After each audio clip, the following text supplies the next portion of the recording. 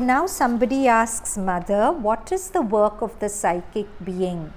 Mother says, what is the work of the psychic being? You wanted to have some work. What do you want to say exactly? You mean what is its function?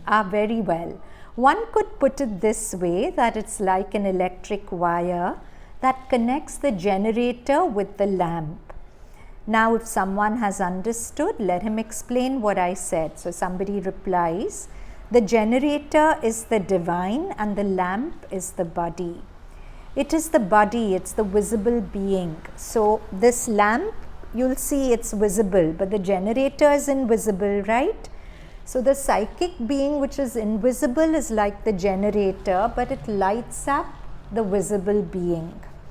So that is its function. This means that if there were no psychic in matter, it would not be able to have any direct contact with the divine. And it is happily due to the psychic presence in matter that the contact between matter and the divine can be direct, and all human beings can be told, you carry the divine within you. You have only to enter within yourself and you will find him. Somebody asks Mother, is the psychic being in the heart? Not in the physical heart, not in the organ. It is in a fourth dimension, an inner dimension. But it is in that region, the region somewhere behind the solar plexus. Solar plexus here, so somewhere behind that. It is there that one finds it most easily. The psychic being is in the fourth dimension as related to our physical being. But the day an external being, physical, mental, vital, so the physical, mental, vital are part of our external being, enters into direct and constant contact with the psychic being, one may say in the same way that the physical being of this person is organized by the central divine consciousness.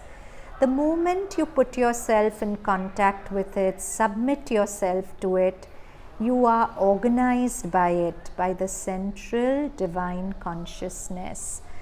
So, Sri Aurobindo writes, I think in Synthesis of Yoga or Life Divine, but I think Synthesis, he writes that all problems of existence are essentially problems of harmony, right?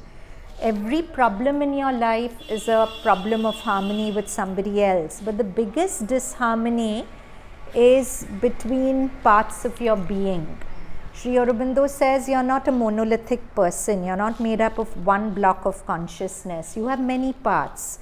You have the physical being, which is the physical consciousness, the vital being, which is the emotional consciousness, mental being, which is the consciousness of thoughts. And usually each of these wants to do its own thing. There's not a harmony between these different parts of your being, right? For example, you may come home one day and your mind may want to read a book, and your emotions may say, I want to call my friend and talk about that issue. Or your body may want to lie down. And there are three different voices pulling you in three different directions. And you sometimes, because of this, you live your life in quite a state of chaos, no? One part of you wants one thing, one part wants the other thing. And imagine, whatever your opinion of our government is, good, bad, but imagine if all the states of India didn't have a central government ruling it. There would be far more anarchy than what there is even now. At least there's some standard uniform law which everyone has to follow, etc. But imagine if each state did its own thing.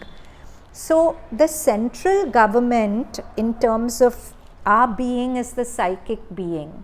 But unless we are conscious of it, it doesn't have too much say. It still has a say. From behind its veil, it's guiding. But very often, our mental, vital, physical disregard its guidance. So, in yoga, we have to get into conscious touch with the psychic being and allow it to be the centralizing principle in our being, to sort of bring the different parts of our being under one rule, the rule of the psychic.